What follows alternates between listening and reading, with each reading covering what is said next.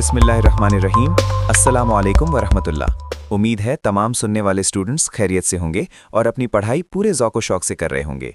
आज की इस एजुकेशनल पॉडकास्ट में हम अपने प्रीवियस लेक्चर के topic safe and responsible use of computer को ही कंटिन्यू करेंगे। हमने पिछले लेक्चर में इस टॉपिक के पहले 3 पॉइंट्स डिस्कस किए थे। आज इंशाअल्लाह बाकी पॉइंट्स की रीडिंग कंप्लीट करेंगे। मैं हूं साजिद असलम और आज मेरे साथ स्टूडियो में मौजूद हैं हमारी बहुत ही होनहार, ज़हीन और सवानात करने में सबसे आगे रहने वाली स्टूडेंट महानूर। महानूर, आपकी क्यूरियोसिटी और सीखने का जज्बा वाकई काबिल तारीफ है। कैसी हैं आप? बहुत शुक्रिया सर, मैं बिल्कुल ठीक हूँ अल्हम्दुलिल्लाह। आप सुनाएं, आपकी तबीयत कैसी है और आज का दिन कैसा गुजरा? अल्हम्दुलिल्लाह महानूर, मैं बिल्कुल ठीक हूँ। मेरा दिन बहुत मसरूफ़ मगर अच्छा गुजरा और अब आप लोगों के साथ इस क्लास में होने से मज़ीद बेहतर हो गया है। Thank you sir. तो महानूर और अजीज़ तलबा, ज़रा सोचिए अगर आप सुबह उठें और पता चले कि आपका सारा कंप्यूटर डेटा, तस्वीरें, असाइनमेंट्स और फाइल्स गायब हो गई हैं या किसी ने आपका सोशल मीडिया अकाउंट हैक कर लिया है, तो कैसा महसूस होगा? उफ, अल्लाह ना करे, ये तो किसी नाइटमेयर से कम नहीं होगा। मतलब मेरी सारी सेल्फीज और असाइनमेंट्स गायब। मैं तो सोचकर ही परेशान हो गई हूँ। इसका मतलब है आज हम डेटा प्रोटेक्शन या साइबर सेफ्टी के बारे में पढ़ने वाले हैं। बिल्कुल सही पहचाना आपने। आज हम अपने पिछले लेक्चर को कंटिन्यू करेंगे, जहां हम कंप्यूटर और डेटा की हिफाजत के तरीकों पर बात कर रहे थे। जबरदस्त। लेकिन हम आज के सबक में सीखेंगे क्या? मतलब हमारे स्टूडेंट लर्निंग आउटकम्स क्या होंगे? बहुत उम्दा सवाल।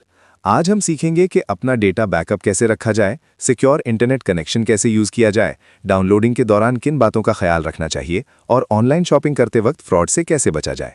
अच्छा मनूर, सबक शुरू करने से पहले बताइए, बैकअप से आप क्या मुराद लेती हैं?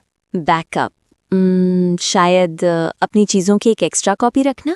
जैसे मैं अपनी असाइनमेंट्स की एक कॉपी यूएसबी में भी रखती हूँ, ताकि अगर लैपटॉप खराब हो जाए तो मसला ना हो। शाबाश, बिल्कुल ठीक कॉन्सेप्ट है आपका। चलिए अब बाकायदा सबक का आगाज करते हैं। तमाम स्टूडेंट्स अपनी कंप्यूटर साइंस की किताब निकाल लें।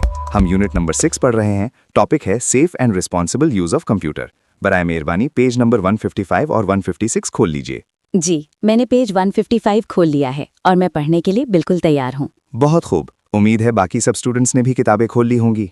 आज के सबक के इख्तिताम पर आप इस काबिल हो जाएंगे कि डेटा बैकअप की अहमियत को समझ सकें, पब्लिक वाईफाई के खतरात और महफूज इंटरनेट इस्तेमाल करने के तरीके जान सकें, इंटरनेट से फाइल्स डाउनलोड करते वक्त और ऑनलाइन खरीदारी करते वक्त अपनी प्राइवेसी की हिफाजत कर सकें।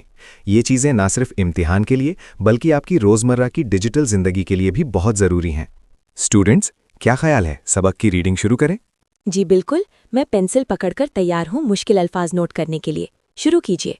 चलिए पहला पॉइंट पढ़ते हैं, जो कि पॉइंट नंबर 4 है, बैकअप योर डेटा। तवज्जो दें। Always save copies of your important files and information in a safe place like an external hard drive, the cloud और अनदर सिक्योर लोकेशन। इसका उर्दू तर्जुमा है, हमेशा अपनी अहम फाइल्स और मालूमात की कॉपीज किसी महफूज जगह पर सेव करें, जैसे कि एक्सटर्नल हार्ड ड्राइव, क्लाउड या किसी और महफूज मकाम पर। इस जुमले में 2 अल्फाज हैं जो मुझे थोड़ा कंफ्यूज कर रहे हैं। एक एक्सटर्नल हार्ड ड्राइव और दूसरा cloud.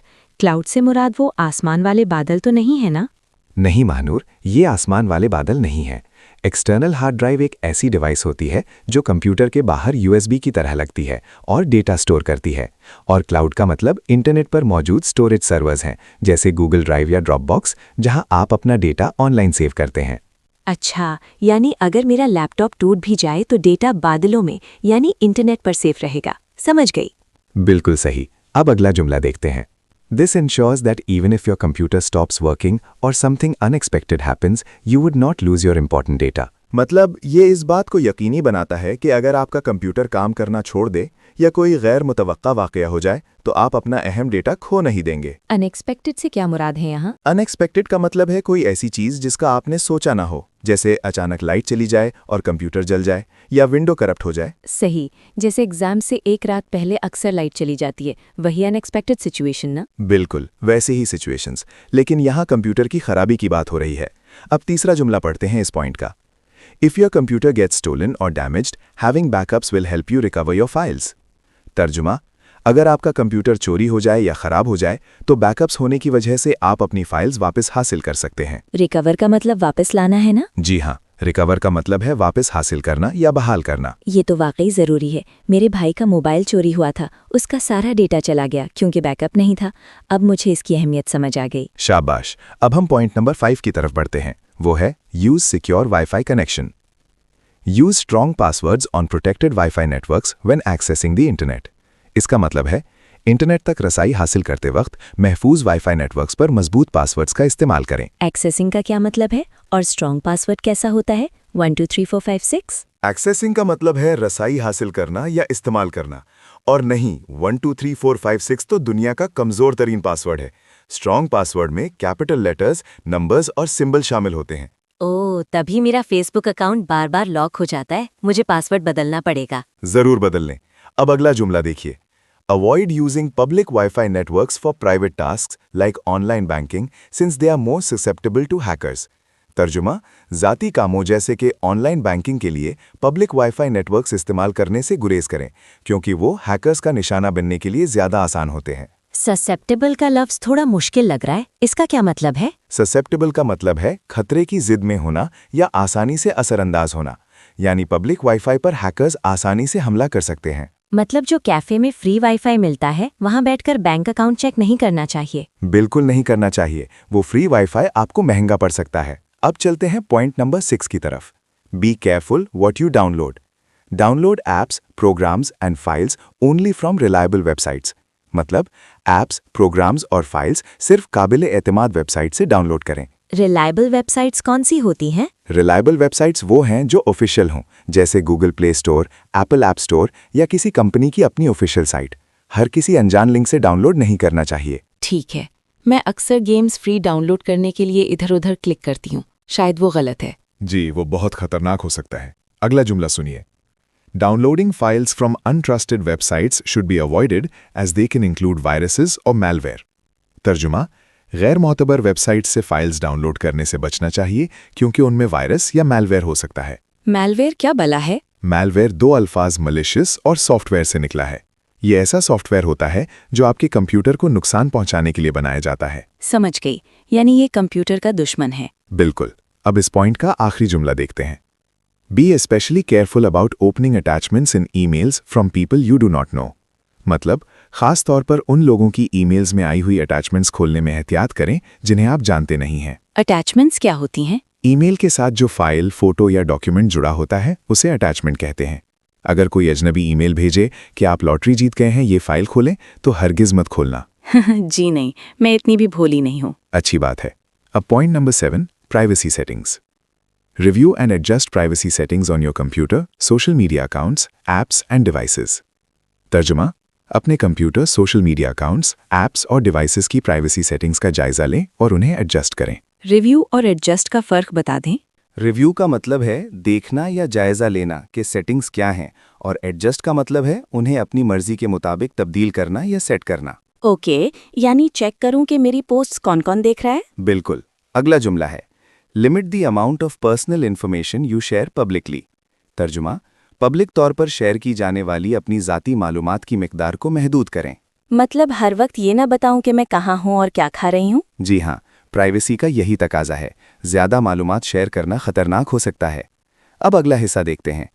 Keep your computer physically secure. Lock your computer when you are away from it and ensure that your work space is inaccessible to unauthorised individuals. तर्जुमा, अपने कंप्यूटर को जिस्मानी तौर पर महफूज रखें।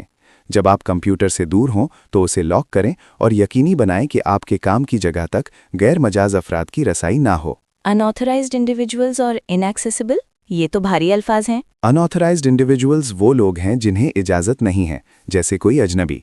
इनएक्सेसिबल का मतलब है जहां तक पहुंचना मुमकिन ना हो, यानी कोई ऐरा गैरा आपके कंप्यूटर तक ना पहुंच सके। ठीक है, मैं अपना रूम लॉक रखूंगी अब से। रूम लॉक करना एक हल है, लेकिन कंप्यूटर पर पासवर्ड लगाना ज़्यादा ज़रूरी है। इस पॉइंट का आखिरी जुमला, stay informed about the latest cyber security threats and best practices. तर्जुमा, साइबर सिक्योरिटी के नए खतरात और बेहतरीन तरीकों से बखबर रहें। बेस्ट प्रैक्टिसेस का क्या मतलब है यहाँ? इसका मतलब है वो तरीके जो माहिरीन बताते हैं कि काम करने का सबसे अच्छा और महफूज तरीका कौन सा है। अब पॉइंट नंबर 8 पर आते हैं, जो दोबारा पब्लिक वाईफाई के बारे में है। Public Wi-Fi networks may not be as secure, leaving your data open to interception. तर्जुमा, पब्लिक वाईफाई नेटवर्क्स शायद उतने महफूज ना हो, जिससे आपका डेटा इंटरसेप्शन के लिए खुला रह जाता है।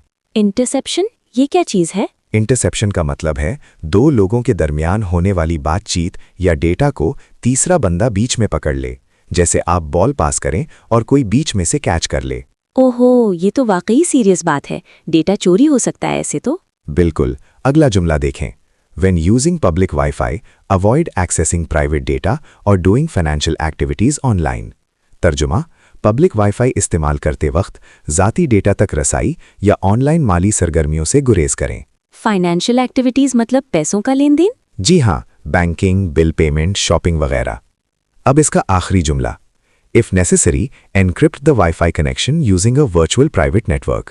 तर्जुमा, अगर ज़रूरी हो तो एक वर्चुअल प्राइवेट नेटवर्क का इस्तेमाल करते हुए वाईफाई कनेक्शन को एनक्रिप्ट करें।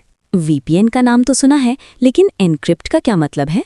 एनक्रिप्ट का मतलब है डेटा को ऐसे कोड में बदल देना जिसे कोई और पढ़ ना सके।